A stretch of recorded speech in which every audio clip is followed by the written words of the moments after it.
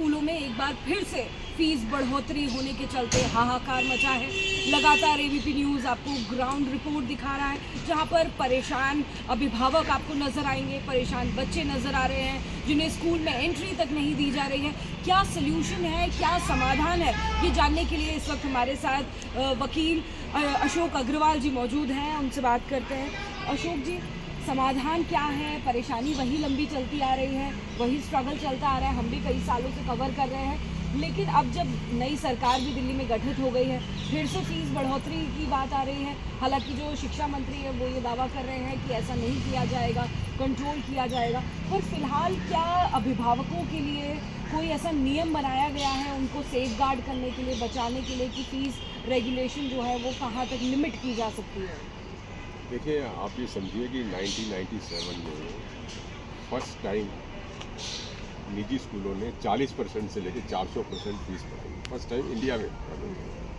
और उसका रिजल्ट ये हुआ कि ये जो मिडिल क्लास थी ना, पहली बार सड़कों पे आ गई, खूब एजिटेशन हुआ, ये हुआ, फिर पब्लिक इंटरेस्ट लिटिगेशन हुआ, फिर 98 में जजमेंट आया जिसमें उन्होंने कहा कि कमर्शलाइजेशन नहीं कर सकते, और ये सरकार की पावर भी है और ड्यूटी भी है टू चेक द कमर्शलाइजेशन। और उसके बाद मामला सुप्रीम कोर्ट गया। सुप्रीम कोर्ट के बाद आज देश भर में कम से कम 12-13 राज्यों ने ना अपने फी रेगुलेशन एक्ट बनाए हैं। हमारे दिल्ली में क्या प्रॉब्लम है? दिल्ली में बेसिक प्रॉब्लम ये है कि ऑफकोर्स 97-98 में दिल्ली स्कूल एजुकेशन एक्ट के प्रोविजंस को इंटरप्रेट करके कोर्ट ने कहा, और कोर्ट ने ये भी कहा था अपने जजमेंट में कि आप एक परमानेंट कमेटी बनाइए जो फी को देखे। वो इन्होंने नहीं, आज तक हाई कोर्ट ने कहा था, वो इन्होंने नहीं बनाया। और हाई कोर्ट बार बार ये कह रहा है कि आप प्राइवेट स्कूल्स को सिर्फ वैलिड लॉ से रेगुलेट कर सकते हैं।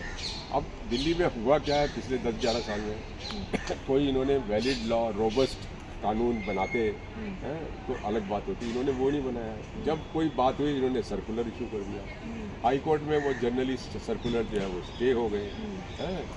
तो आज स्थिति ऐसी हो गई है कि अब सरकार बदली है, पता नहीं, शायद स्कूल वालों को यही लग रहा है कि ये सरकार उनके साथ है, इसलिए वो फीस बढ़ा सकते हैं। पिछले 10 सालों के अंदर ये, इसमें कोई शक नहीं है कि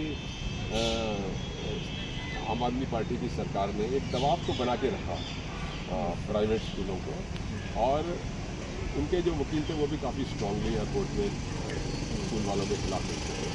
लेकिन अब नक्शा जो है ना बदला हुआ नज़र आ रहा है। अब उनके वकील भी मुझे नज़र नहीं आ रहे दिल्ली सरकार के, और दिल्ली सरकार का जो परिवर्तन हुआ है अभी बीजेपी की सरकार से, उससे भी एक मैसेज मुझे लगता है कि खुलेआम प्राइवेट स्कूल ये कह रहे हैं कि आप हमारा कोई कुछ नहीं करेगा। तो अगर नियम में बदलाव हो, अगर लॉ में बदलाव हो, तभी इसको रेगुलेट किया जा सकता है, और कोई समाधान नहीं है। और कौन कौन से स्टेट में लॉ बना हुआ है ऐसा जिसके तर्ज पर दिल्ली को भी काम करना चाहिए? देखिए, सबसे पहले 2009 में तमिलनाडु ने लॉ बनाया, उसके बाद महाराष्ट्र ने बनाया, यूपी ने बनाया, गुजरात ने बनाया, ऐसे करके तो मेरे ख्याल से आज की तारीख में 13-14 स्टेट्स में है। और उसमें जनरली ये है कि जब भी किसी प्राइवेट स्कूल को अपनी फ़ीस बढ़ानी होगी तो पहले से वो जो है ना कमेटी को देगा, और committee headed by retired high court जज, वो उसको एग्जामिन करेगी। अगर वो अप्रूवल दे देती है तो ठीक है, अगर वो अप्रूवल नहीं देती तो वो अपना फ़ीस स्ट्रक्चर जो है स्कूल को देगा, और वो फ़ी जो है वो 3 साल तक वैलिड रहेगी। 3 साल तक आप ऑब्जेक्शन नहीं कर सकते हैं। तो सर, फिलहाल जो हो रहा है, अगर किसी स्कूल को फीस बढ़ानी है तो वो डीओई के पास जाते हैं, वहाँ पे भी कमेटी जो है वो गठित की जाती है, वो रिव्यू करते हैं। क्या ये उससे डिफरेंट रहेगा? अगर हाई कोर्ट जजेस रहेंगे तो क्या बेहतर एनालिसिस रहेगा?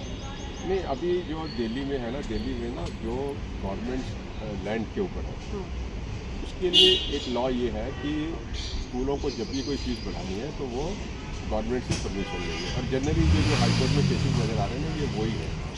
पेरेंट्स का कहना ये है कि आपने अप्रूवल लिया नहीं है, आपको अप्रूवल लेना चाहिए, और आपने बगैर अप्रूवल के फीस बढ़ा दी है। लेकिन अभी मैं देख रहा हूँ कि हाई कोर्ट पेरेंट्स को कोई रिलीफ ज़्यादा दे नहीं रहा। ऐसे कितने पेंडिंग केसेस पड़े होंगे सर अंदाजन? मेरे ख्याल से तो होंगे सैकड़ों केसेज यहाँ पे पेंडिंग है। कितने टाइम का डेटा आप बता रहे हैं? अगर हम 10 साल की बात करें तो कितने केसेस पड़े होंगे? मेरे ख्याल 700-800 केसेस तो पड़े होंगे। 150, 200, 250 तो स्कूल वालों ने केसेस फाइल करे हुए हैं।